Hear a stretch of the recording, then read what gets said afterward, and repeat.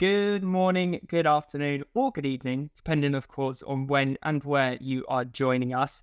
This is the EPN podcast, a podcast that has been designed to demystify the sales profession and remove some of the stigma that is surrounding sales currently. We're looking to help those that might be considering a career in sales or may have embarked on their sales journey by talking to various sales leaders who'll share their tips, tricks, and insight throughout. I'm Jordan Abbott, your host, and today we are joined by Gavin Kowalski. And I hope I pronounced your surname right there, Gavin. Good stuff. Now, Gavin's worked in new business, channel sales, and account management in a variety of different sectors. He now runs Method Engine and is on a mission to build elite salespeople, helping those that are early on in their career to build great foundations, as well as those more established professionals that are looking to take their performance to the next level.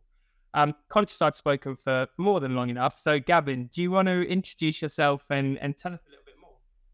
Yeah, thanks, Jordan. So I've been in business-to-business sales for close to 25 years. As you said, I've had various roles in direct sales and sales leadership, second-line leadership. I've worked in SMB. I've worked in large enterprise and global accounts. And so I've done my time, right? I've done my fair share of selling. And about a year ago, I decided to make the move to set up on my own. I personally had enough time working for somebody else, and wanted to kind of try and work myself and scratch that entrepreneurial itch. And the reason, for doing that, and if you like, the problem I'm looking to try and solve, the kind of problem in the marketplace I see, is you have a lot of young people coming into sales roles, sales careers, and to a certain extent buy into some of the culture, some of the great perks you get when you work for a startup or a SaaS business, but don't necessarily get the structured support, training, coaching, and mentoring that really propels you in your career. And I was really lucky because the first couple of years in my career, I worked in recruitment and I worked in software sales, and I bumped around a bit. I had some success, I had plenty of failure. But it wasn't until I landed a role at O2, who were expanding at the time, who really invested in their salespeople. O2 saw that as a business, their key was to create value for their clients, right? Otherwise, they've just become a dumb pipe, a dumb wireless pipe from which other players would sell over the top of them. So O2 produced a fantastic sales training program, which helped me be successful both as an individual contributor and as a sales leader. And as I sort of grew in my career and went on and left O2, I was always surprised that other organizations weren't doing similar kind of things, right? Because it worked so well. I was just shocked when you get somewhere else and that wasn't seen as important or as an investment. It became kind of sort of frustrating, and I'd end up taking on like coaching and mentoring roles and, setting standards around how you approach selling using value rather than just sort of activity and feature flinging. And I suppose that brings us to where we are now today. As I've continued to see that, and I decided actually there is a generation of people coming into the industry, into the tech sales industry, who are not getting that kind of level of support, that kind of level of enablement. And there is an opportunity for me, somebody who's old and grey and a bit grizzled, who's been there before, but kind of still understands what it's like to be on the front line of sales, to actually help put some structure in place, to learn some foundations, some fundamentals. Because one of the things I think that we get caught up with is like tips and tactics and tricks, which are great, but they're perishable, right? They only really work for a certain period of time. But if you learn the fundamentals, if you learn good basics, then those are evergreen and those will last you throughout your career. So yeah, there you go. I've responded with my own verbal diarrhea, Jordan, and hopefully that gives a view of who I am and what I'm trying to do these days. Yeah, no, it paints a really lovely picture. I think, it's so true. All too often, it's a case of here's your laptop, here's your phone, here's your number, good luck. So there really isn't that support, that infrastructure behind companies' new hires to support that sales talent and to help make them successful. Now, a lot of people, when when you tell them that you work in sales, it can be seen as a bit of a dirty word, or they look at you like you're a bit crazy. So what was it the sort of piqued your interest in a career in sales, and what kept you about when those hardships inevitably struck? So I suppose when I was young, I wanted to be a pilot. So I studied maths and physics, and I got an interview with British Airways to go and be a pilot. Back when pilots were paid quite well, but it turned out that I can't fly a plane to save my life. So that was kind of off the table. So I was in university, and I stayed in university, and I was doing kind of like a sportsman's degree, basically. I was, 3 years of drinking and playing rugby. And I was looking at what do I need to do to earn well when I leave university? And I could do like a law conversion, which was another year or 2 years. I could do an accountancy degree, a master's, things like that. Or I could go out and start earning straight away. And this thing called tech sales, and there were, businesses growing and hiring. And it was just after the kind of the dot-com boom and things were coming back around. And I was looking at thinking, back in the day, I could earn, 30, 40 grand straight out of university, which, it's still a lot of money today, but it was a lot of money back then, trust me, without having to take a professional course, having to spend another 2 years studying or whatever it might be. So that's what really kind of attracted me into it. And particularly with like the way technology was going. And, I discovered at university this thing called email, which was, transformative. So that's kind of what enticed me in. And I think the thing that really kept me going through tough times was that if I look at all the things that I enjoy as a human, I enjoy meeting people, I enjoy conversations, I enjoy understanding more about what other people do. And that kind of all sounds a bit cliche, but that's just, I'm a social person. Now, that's a lot of what you have to do in sales. I don't think that being a out-and-out extrovert and a social person is necessarily like, there's no such thing as a born salesman. That doesn't guarantee success. In fact, most of the best salespeople I've seen are introverts and kind of struggle with some of that and are quite detail-orientated. But the opportunity to speak to people and keep talking to people, meeting people was what kept me going through the tough times, because I genuinely enjoyed meetings. But don't get me wrong, I didn't enjoy cold calling. I still don't enjoy cold calling, but I do it for my business. But whenever you meet with someone and you have a conversation and there's a spark, there's an engagement, like I really enjoy that. And there are sales I've made that I made the sale 20 years ago, but I didn't actually close anything until the last 2 or 3 years. And that's because I built a relationship, I made a connection, and then when the situation's been right, actually there's been some value that I can add, and that's kind of landed. So that's kind of one of the things I'd say, is that you've got to view it very much as a long game. You've got to view sales as like any career, and I go back and think about that idea of earning a lot of money straight out of university. Yeah, you can do that. You can earn it without a degree. You can go straight out of school and earn great money. But actually where real wealth is created, real career growth and career stability is created, is in the long term. It's in building relationships. It's in building skills, compounding those skills, and they just get better and better over time. And like the worst thing you can do is to stop building and stop learning those skills, because skills are perishable. If you stop using them, they will go away. Now, there is that riding a bike analogy whereby you'll always be able to get on and do it, but you might not be as comfortable as you were, or you might not be as match fit as you were if you don't keep it up. Yeah, I love that. I love the idea that it is a long-term game. I think within the tech space, that to an extent has been lost, as we've seen more VC money being pumped into different orgs. You're very much focused on that 3 to 5% that is in market right now, rather than building those relationships, positioning yourself as that go-to resource, as that trusted advisor that someone can come and talk to when they are facing real challenges.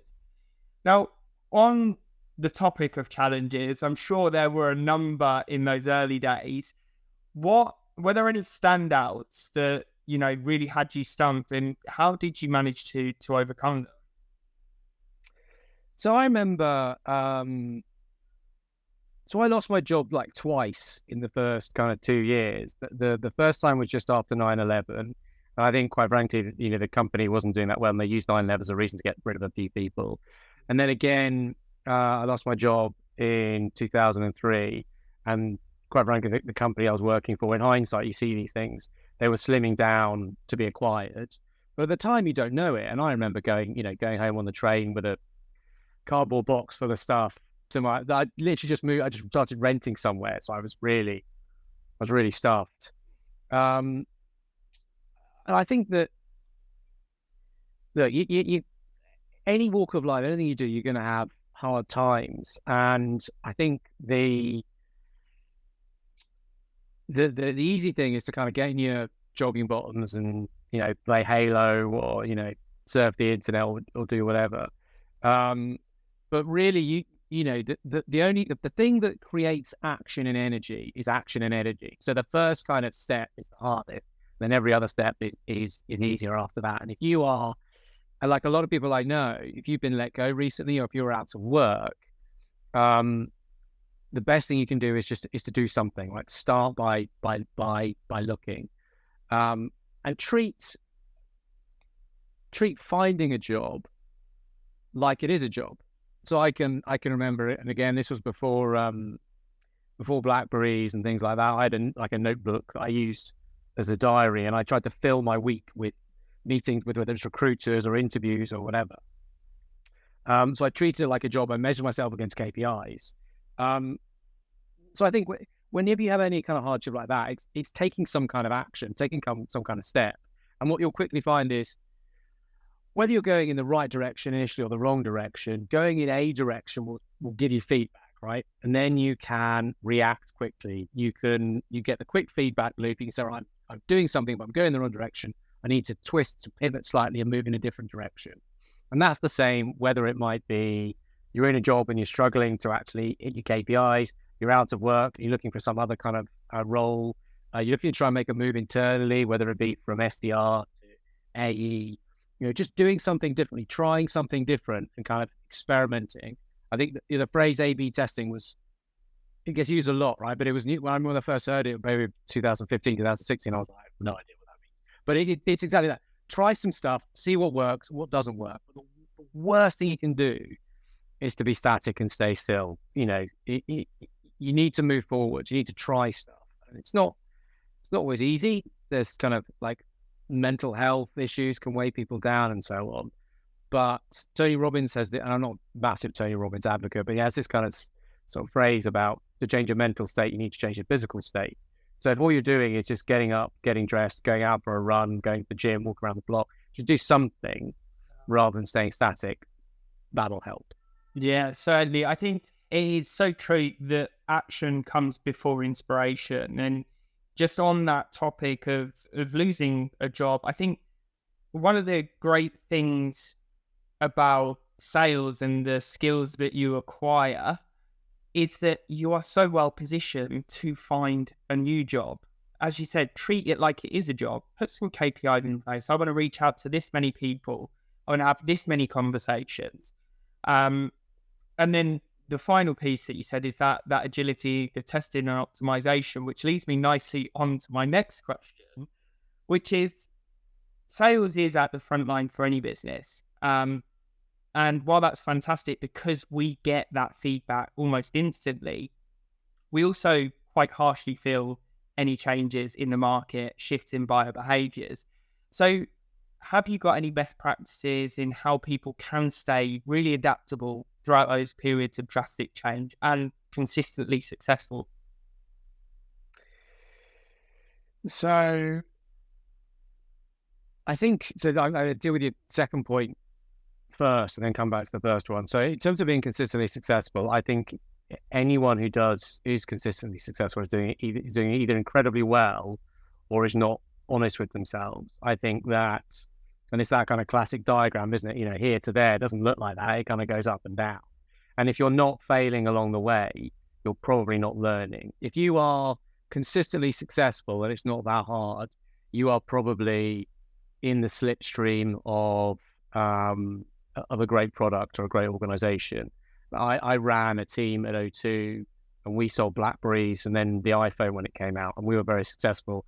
And I can absolutely assure you that while we were a good team, the success was not purely down how good we were as a team. It may have been initially with the BlackBerry, but as that product market fit picked off, we were just we were surfing, right?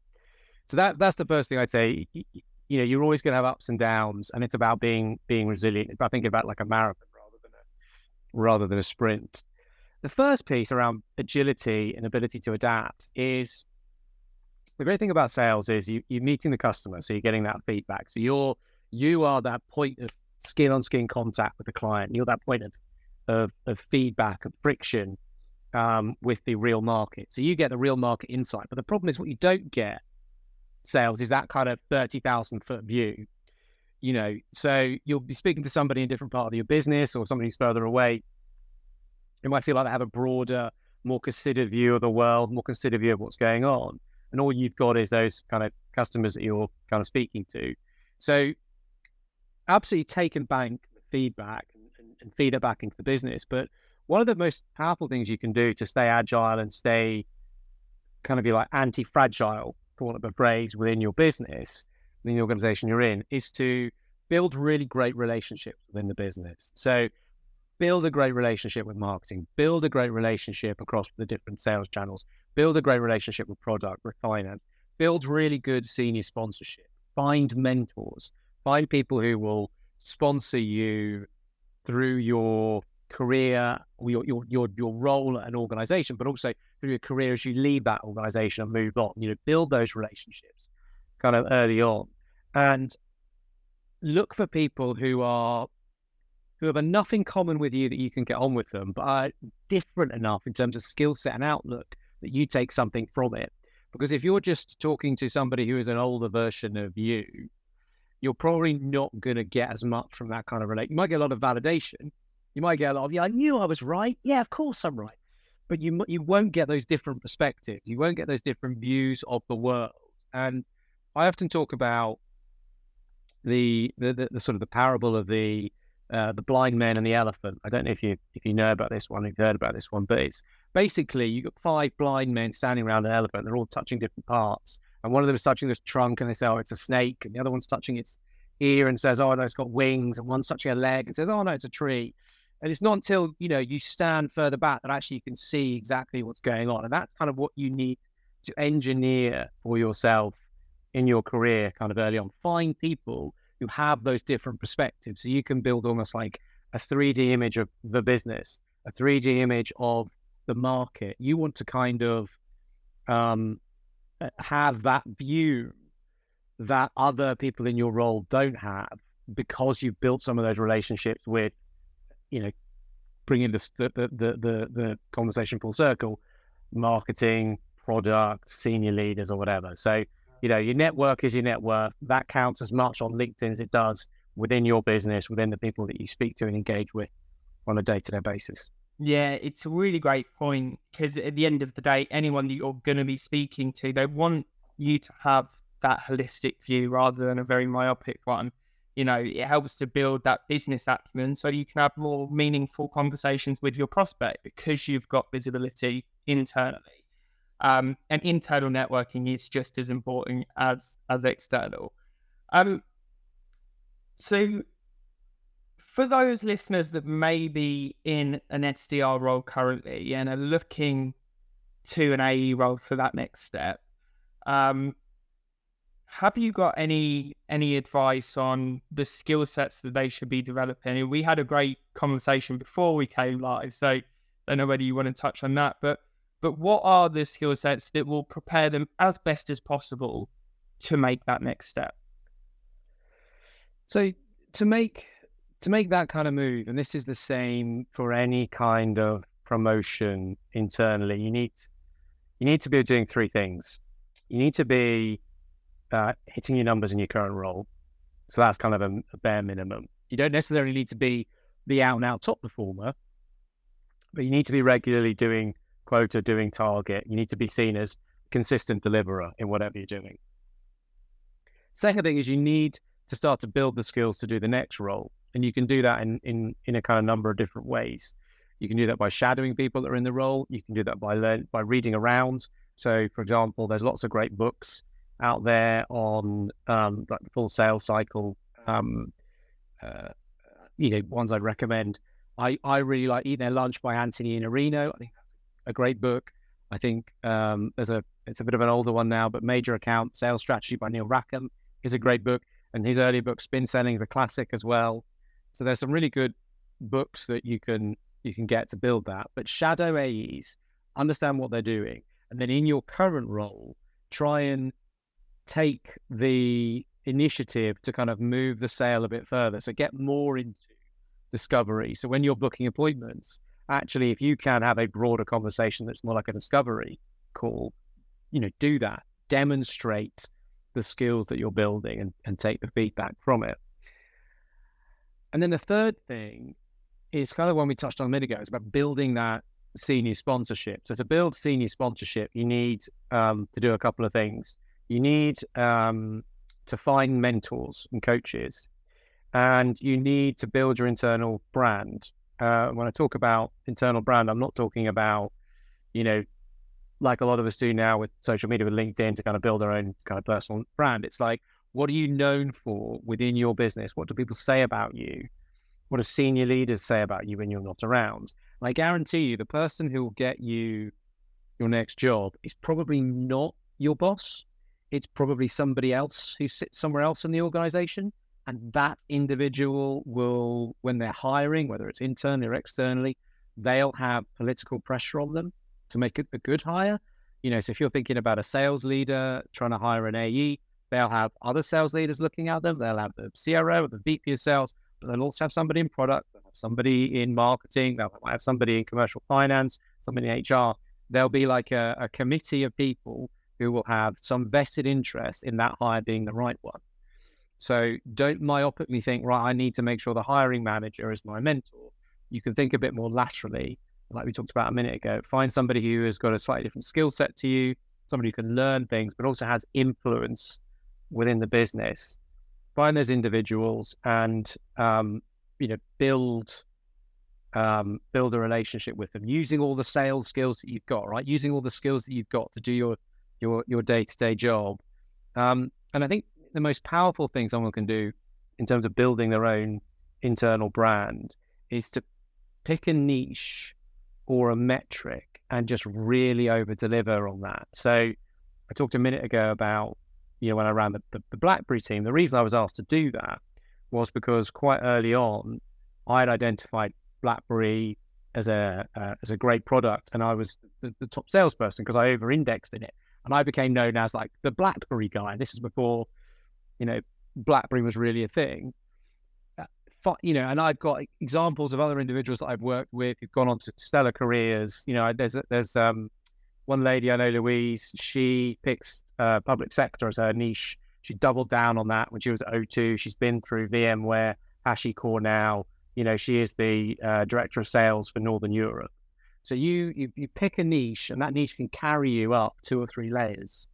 And don't think too much about it. Pick one because it will carry you to a point, and you can always pick and move another one. But those 3 things are important. Do your job well, hit your metrics, learn how to do the next job as best as you can and start to demonstrate some of those behaviors, and then find internal sponsorship and build your brand with kind of the individuals that will be your champions. We love to talk about a champion within a deal. You need champions internally to get that next role. So who are your 1, 2, 3 champions within your business? Brilliant. There's been so much insight in this session, and I am conscious of time, so I will ask one final question. And that is, what is the best piece of advice that you've been given throughout your career?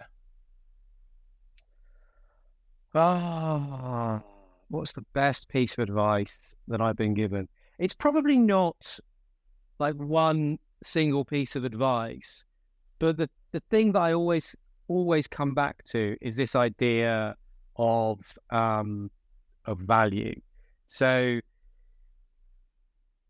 whether it's a client, whether it's somebody internally you're trying to engage with, whether it's somebody you're trying to network with, thinking about what's that individual's problem, and are you in a position to help solve it or provide some insight that might solve it? And if you can always think like that, whether it's on one-to-one relationships, whether it's client-facing, whatever it might be, that will carry you a long way, because once you get through the chit chat, oh, you're a Spurs fan too, this, that, and the other, whoever it might be, or you've got dogs, oh, great. Okay.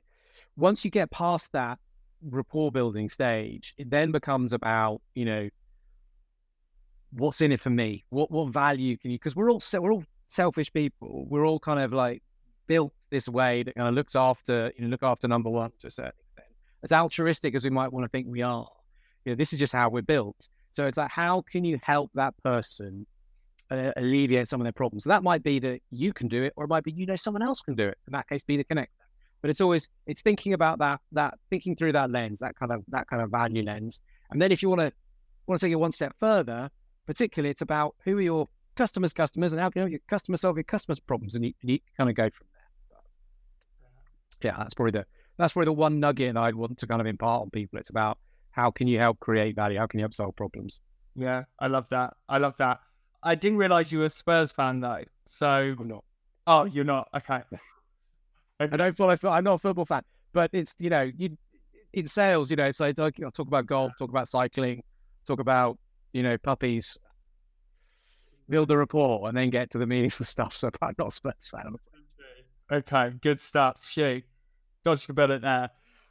Brilliant, Gavin. That's been fantastic. Really, really enjoyed that. Where can listeners reach out to you? Where's best for them to find you? So LinkedIn's probably the best place to find me, Gavin Kowalski. You can also check out my website, which is methodengine.io. But LinkedIn, I'm all over LinkedIn. That's kind of my platform of choice. So, feel free to DM me, reach out, connect. Always happy to. I've got to people talk about virtual coffee, being a kind of old white bloke, I've got like come and have a virtual pint. So there's a link there. You can set up a half-hour chat with me if you want to have a virtual pint and a chinwag and see if there's anything I can do to help anybody. So that's all there via LinkedIn. Brilliant. Thanks again, Gavin. And to everyone listening, thank you for joining us. And until next time.